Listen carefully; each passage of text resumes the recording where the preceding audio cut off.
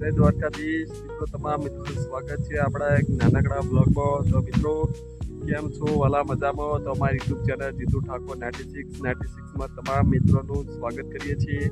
તો મિત્રો આજે એવી રાત હતી કે કારણ કે આપણે સૂઈ ગયા હતા અને સૂઈ ગયા ભલે હોઈ ગયા, રાતે ઠંડી વધારે પડી રહી છે એટલા માટે આપણને કોઈ ખબર ના પડી. અને રાતે બહુ ખાસા બધા આપણા ખેતરમાં ઊંટ આવ્યા અને સાથમાં આપણી ભેંસો જે કહેવાય છે એ ભેંસો તો રાત્રે છૂટી ગઈ છે.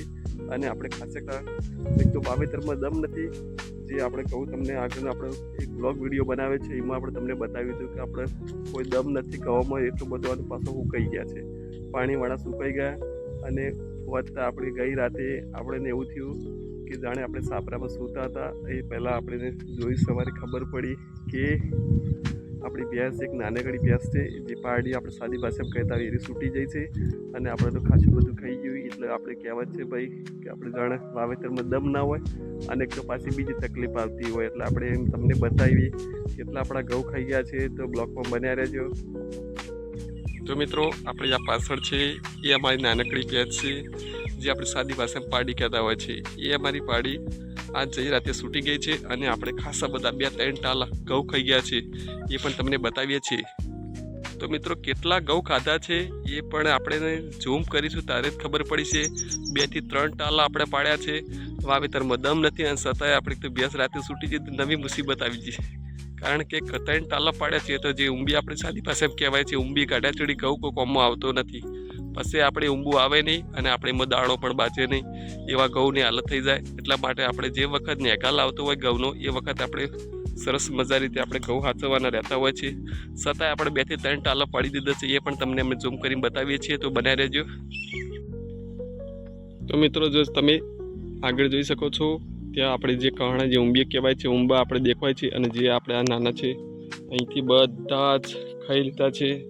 અને આ પહેલું ટાલું પાડી દીધું છે, એથી આપણે આગળ બતાવીશું. તો એક બીજું પણ ટાલું છે એ પણ તમને બતાવી દઈએ. લાગેટ જે આપણે શેઢાની સરહદ આવે છે, લાગેટ ટાલા કરી નાખ્યા છે, તમને બતાવી દઈએ. એ એક આ ટાલું છે જે આપણી ભેંસ નાની પાડી ખાઈ ગઈ છે. અને જે તમે જોઈ શકો છો આ તો મોટો ખાડો પાડી નાખ્યો છે, એ પણ તમને બતાવી રહ્યા છે. એ તમે જોઈ શકો છો જો જેટલા બટેલા છે બધા બટી નાખ્યા મારા ભાઈ. તો મિત્રો આ તો આપણે ખેડૂતની વાત હોય છે, કારણ કે આપણે બધું જ રાખવું પડતું હોય છે.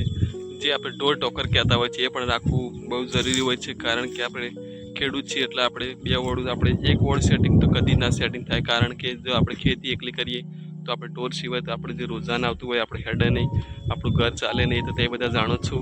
તો આપણે નાના મોટા નુકસાન તો વાતો ના આવે, કારણ કે જે આપણી છે ને ભેંસો જે પાડા છે આપણે છે ખાઈ જાય એમાં કંઈ વાતો આવતો નથી. પણ મિત્રો ધ્યાન એ વાતનું રાખવું પડે છે, કારણ કે જો વધારે ખાઈ જાય તો તકલીફ થઈ જાય પાડીને ભેંસ આપણે કહેવાય છે.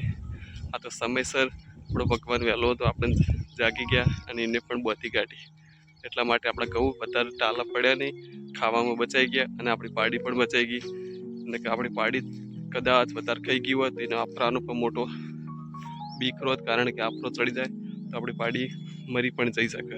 તો મિત્રો અને આપણે ખેડૂત છીએ એટલે આપણે ભેંસો વાળું તો ચાલવા નહીં, તો તે બધા મને જાણો છો, દરેકની વાત એ બધા જાણતા હોય છો કે આપણે ખેડૂત છીએ એટલે આપણે ખેતર છીએ, આપણે ખેતર પર નભી નહીં કહેવાના.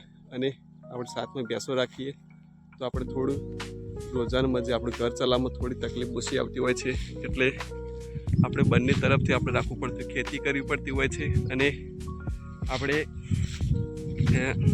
કહેવા મતલબ કે ભેંસો પણ રાખવી પડતી હોય, કારણ કે આપણે જે ભેંસો રાખીએ અને આપણે દૂધ કદાચ ડેરીમાં જતા હોય તો આપણું ઘરનું રોજાન પણ ચાલે જાય.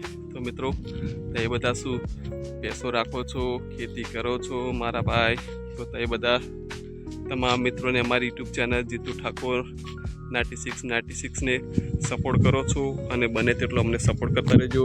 મિત્રો અમારી યુટ્યુબ ચેનલ જીતુ ઠાકોર 96 તમામ મિત્રોને આભારી છે. તો તે બધા મને સપોર્ટ કરો છો, અમારા બ્લોગના વિડીયો પણ જુઓ છો. અને મિત્રો બને તેટલા અમારા બ્લોગના વિડીયોને અમને સપોર્ટ કરતા રહેજો અને બને તેટલા અમારા વિડીયોને શેર પણ કરતા રહેજો. તમારા બધાના આશીર્વાદ છે મારા ભાઈ કે તે બધા મને સપોર્ટ કરો છો એટલે સારું કહેવાય. એક એકબીજાને સપોર્ટ કરશું તો જ મારા ભાઈ. તો મિત્રો આપણો નાનકડો મિની વ્લોગ હશે, તો તમને બધાને કેવો લાગ્યો અમારો આ મિની વ્લોગ તમને કેવો લાગે? સૌપ્રથમ મિત્રો લાઈક કરજો અને મિત્રો બને તેટલી કોમેન્ટ કરજો. અમારી ચેનલ સાથે નવા હોય તો સબસ્ક્રાઈબ અવશ્ય કરવાનું ના ભૂલતા. તો મિત્રો આપણે એક નવા બ્લોગમાં મળીશું, તો રજા આપજો. જય દ્વારકાધીશ.